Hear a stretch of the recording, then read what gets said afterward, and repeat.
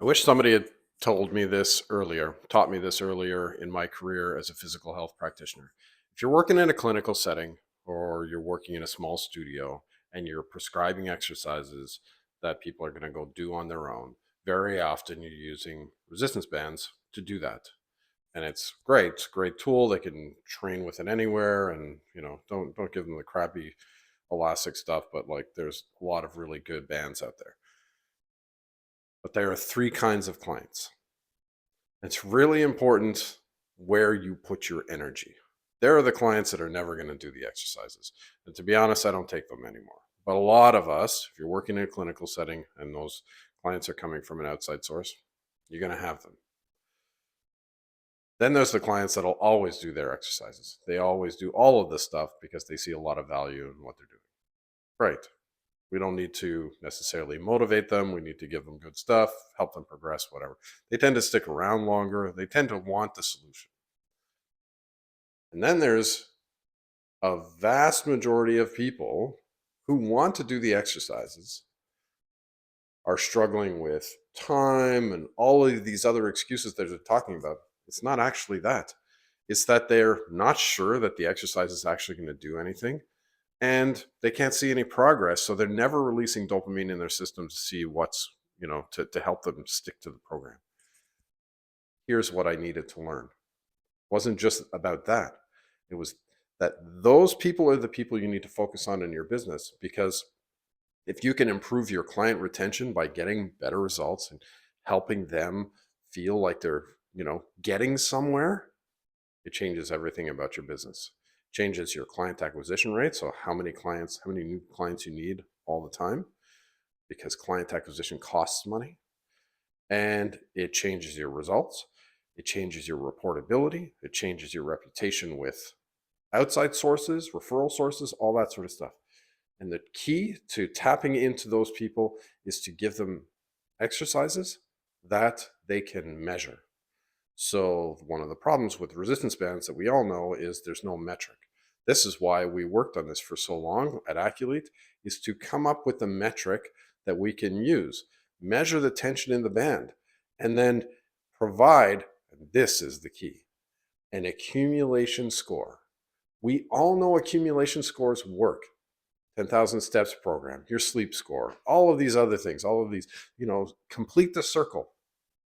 It doesn't exist for strength until now, because it turns out it's the best way to prescribe strengthening exercises to people and keep them motivated to do them is through an accumulation score.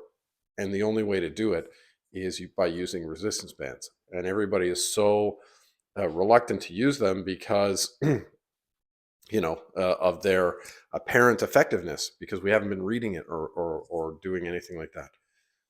Get a smart anchor. And you don't need one of ours, but if you go to Aculete, we sell a smart anchor, just hooks to the wall. You put your resistance bands through it. Now, every exercise you teach somebody, you can see how much force they produce per repetition, and you can create an accumulation score instead of counting repetitions.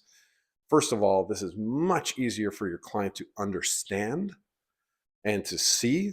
So you can measure one side and say, hey, your capacity, your accumulation in one set is 750 on one side, but it's on your injured side, it's 300.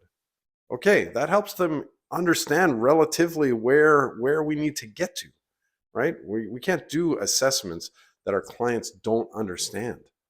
So so do that.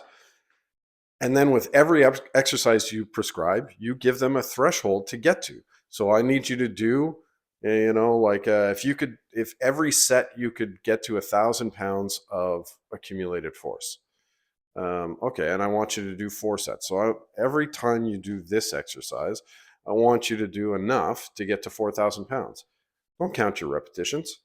Do as many as you can until you're like tired within 2 or 3 repetitions of not being able to continue. And then do another set and do another set and do another set until you get to that threshold. How I prescribe now is I do that with all my strengthening exercises, and I'll put like, here are the 5 exercises you need to do, or the 3 exercises you need to do. And you need to get to 4,000, 5,000, 10,000 pounds in per workout. This is much more objective to them. They know that's like, okay, I got to do my exercises and I got to do go until I get to 2,000 pounds. And boom, they get to 2,000 pounds and they know they're done. And if you've set them up properly, you're going to see them in a couple of weeks and they need to do their exercises. You say, okay, I want you to get to 8,000 pounds before I see you again. Then they can see their progress towards it.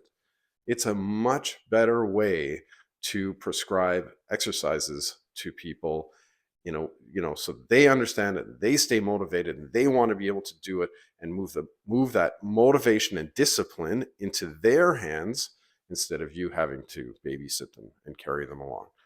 I hope this helps. If you really care about adherence to the exercises you prescribe, which you should, because it can change everything about your business, then hit me up, ask more questions. We can figure it out together because it is the most important problem we have. It is the biggest problem in health is adherence to strength training, and we need to change it as professionals. We have a responsibility to change it.